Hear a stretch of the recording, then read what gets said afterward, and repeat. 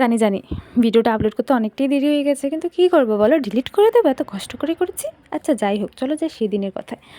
আমি বাড়িতে গেছিলাম পুজোর আগের দিন, যেহেতু এক্সাম ছিল আগে যেতে পারিনি, তো সেজন্য আমাদের অনেক প্ল্যান ছিল যেগুলো করে ওঠা হয়নি। গিয়ে দেখি বাবা দিদি মিলে পুরো প্যান্ডেল কমপ্লিট করে ফেলেছে, আর আমাদের যা টুকিমুকি ডেকোরেশন ছিল সেগুলো আমরা ভেবেছিলাম আগের দিন রাতে সবটা কমপ্লিট করে নেব। কিন্তু কোথা থেকে যেন আমাদের এত ঘুম চেপেছে যে আমরা জেগে থাকতে পারিনি। ভেবেছি পরের দিন সকাল সকাল ঘুম থেকে উঠে বাকি কাজগুলো কমপ্লিট করে নেব। সেখানে সকালে ঘুম থেকে উঠে দেখি 7টা বেজে গেছে, আর ঠাকুরমশাই এসে পড়বে এই 12টা নাগাদ। তারপর তাড়াতাড়ি করে বাকি কাজগুলো করছিলাম। মাঝখান দিয়ে কি ভাই আর দিদি মিলে মূর্তি নিয়ে চলে এসেছিলো। তারপর আমাদের মাঝে মাঝে হঠাৎ মনে হচ্ছিলো হ্যাঁ এটা অ্যাড করলে ভালো হবে, ওটা অ্যাড করলে ভালো হবে। এইসব করতে করতে ঠাকুরমশাই এসে পুজো শুরু করে দিয়েছে। এখানে আমাদের স্নান টান কিছুই হয়নি। তারপর তাড়াতাড়ি স্নান করতে গেছিলাম। এখানে ঠাকুরমশাই অঞ্জলির জন্য ডাকছিল, আর আমরা দৌড়ে এসেছি অঞ্জলি দিতে।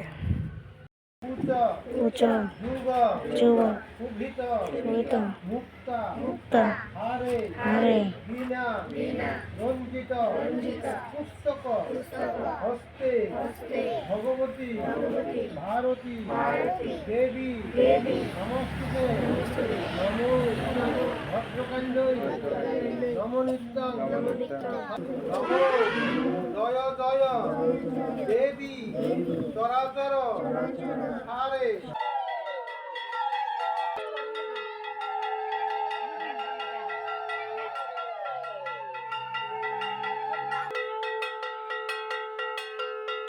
তারপর পুজো টুজো শেষ হওয়ার পর আমাদের হঠাৎ করে মনে হলো বাড়ির পুজোর জন্য তো বাইরে কোথাও যেতে পারিনি, তাই বাড়িতেই সেজে গুজে সবাই মিলে নেচে টেচে কিছু ফটো টটো তুলে আমাদের সারাটা দিন এভাবেই কাটিয়ে নিয়েছিলাম।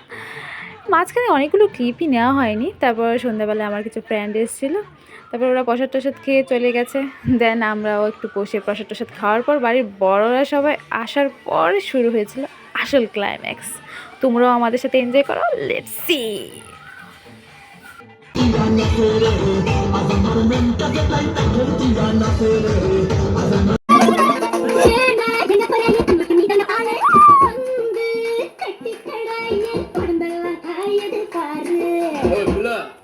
தமிழ் தெரியாதா? ஹிந்தில 1 செகண்ட்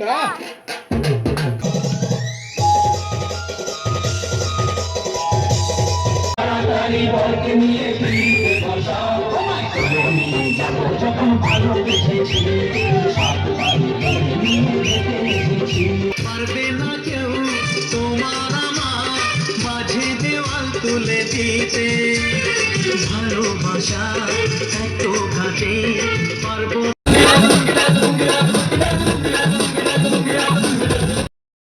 সত্যি গোটাই একটা বছর অপেক্ষার পরে একটা দিন কীভাবে যে চলে গেল বুঝতেই পারলাম না। ভালো লাগলে ভিডিওটাকে একটা লাইক করে দিও, আর চ্যানেলটাকে সাবস্ক্রাইব করে দিও। জয় মা সরস্বতী।